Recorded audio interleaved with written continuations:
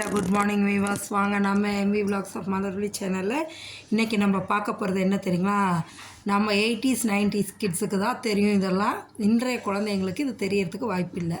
ஆமாங்க, தேன் மிட்டாய்ங்க. நம்ம மறந்து போன இந்த ஸ்வீட்டை இன்றைக்கி நான் ஞாபகப்படுத்துகிறேங்க. இது எப்படி செய்யலான்னா, நான் வந்துட்டு எல்லோரும் மைதா மாவு வச்சு செய்கிறாங்கங்க, சிலர் இட்லி மாவு வச்சு செய்கிறாங்க. நான் இன்றைக்கி இட்லி மாவு வச்சு தாங்க உங்களுக்கு செஞ்சு காமிக்க போகிறேன். ஃப்ரெஷ்ஷாக ஆட்டி எடுத்த இட்லி மாவை அப்படியே ஒரு 2 கை எடுத்து போட்டு அதில் கொஞ்சம் வந்துருக்கு கலருக்காக, நான் கலர் போடாமல் செய்வேங்க, இன்றைக்கி வீடியோக்காக கலர் போட்டிருக்கேன். கொஞ்சோண்டு ஃபுட் கலர் கலந்து நல்லா கலக்கிக்கங்க, ஸ்மூத் பேஸ்ட்டாக கலக்கிட்டு இதுக்கு வந்து நான் எடுத்துருக்கிறது ஒரு 2 கை மாவு தான் எடுத்திருக்கேன். அதுக்கு ஒரு 1/2 டம்ளர் சர்க்கரைங்க, 1/2 டம்ளர் தண்ணி ஊற்றி ஒரு பக்கம் அப்படியே சர்க்கரை பாகு வைக்கணுங்க. இதுக்கு வந்து ரொம்ப கம்பி பதம் தேவையில்லைங்க. இந்த பக்கம் எண்ணெய் வச்சுருக்கேன் பாருங்கள், வானலில் எண்ணெய் ஊற்றி வச்சுருக்கேன் பொரிச்சு எடுக்க. ஏன்னா பாகு சூடு பதமாக இருக்கும்போதே தான், சூட்டோடு தான் இதை எடுத்து போட்டு செய்யணும். அப்போ தான் அந்த சாஃப்ட்னஸும் டேஸ்ட்டும் வருங்க. அதுக்காக தாங்க இந்த இதில் வந்துட்டு பாகுலேயும் வந்து கொஞ்சோண்டு ஃபுட் கலர் போட்டுக்குங்க, சரிங்களா? போட்டிங்கன்னா அந்த கலர் நல்லா எடுத்து கொடுக்கும். அதுக்காக தான் நம்ம 2லேயும் போடுறோங்க.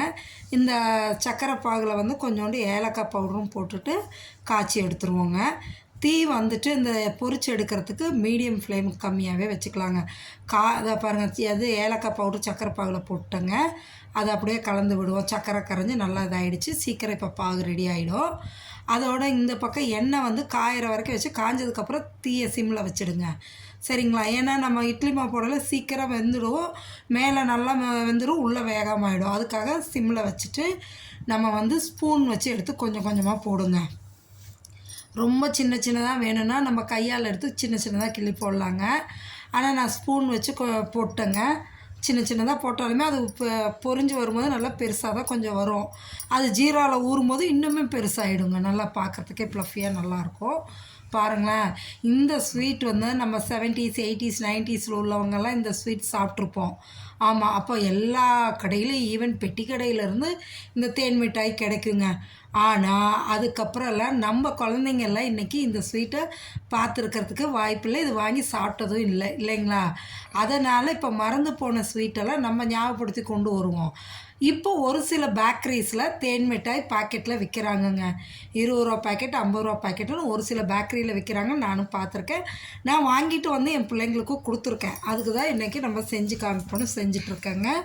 ஸோ நம்ம பிள்ளைங்களுக்கு இப்படி நம்ம செஞ்சு கொடுப்போம், சரிங்களா? நீங்களும் செஞ்சு கொடுங்க, ரொம்ப டேஸ்டியாக.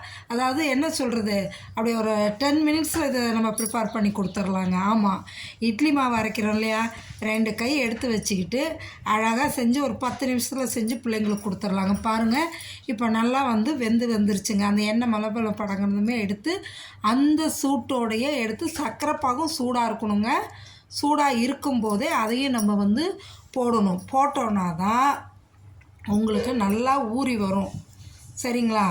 அதுக்காக தான் நம்ம சூட்டோடையே எடுத்து போடணும்னு சொல்கிறது. இப்போ இதை அப்படியே நல்லா கிளறி விட்டுட்டு அந்த பக்கம் அடுத்த பேட்ச் போடுங்க. இது எத்தனை நேரம் இருக்கணும்னா, நம்ம அடுத்த பேட்ச் பொரிச்சு எடுக்கிற வரைக்கும் இருந்தால் போதுங்க, ரொம்ப ஊறணும்னு அவசியம் இல்லை. அதுக்குள்ளே இது வந்து இந்த ஜீராவில் உறிஞ்சி எடுத்துடும், நல்லா டேஸ்ட்டாக இருக்கும். அடுத்த பேட்சும் நான் போடுறேங்க. அதுங்க பாருங்களேன், எப்படி கண்ணை கவருது பாருங்கள், கலரும் அதோட இது ஷைனிங்கும் அப்படி சாப்பிட்ணுன்னு இருக்குது பாருங்கள். அடுத்த பேட்சும் போட்டாச்சுங்க. இப்போ நம்ம சக்கரை பாகில் ஊறினதை எடுத்துடலாம். பாருங்களேன், சூப்பரான இட்லி மாவில் செஞ்ச தேன் மிட்டாய்ங்க, அவ்வளோ டேஸ்டியாக இருக்குது. சாப்பிடுங்க.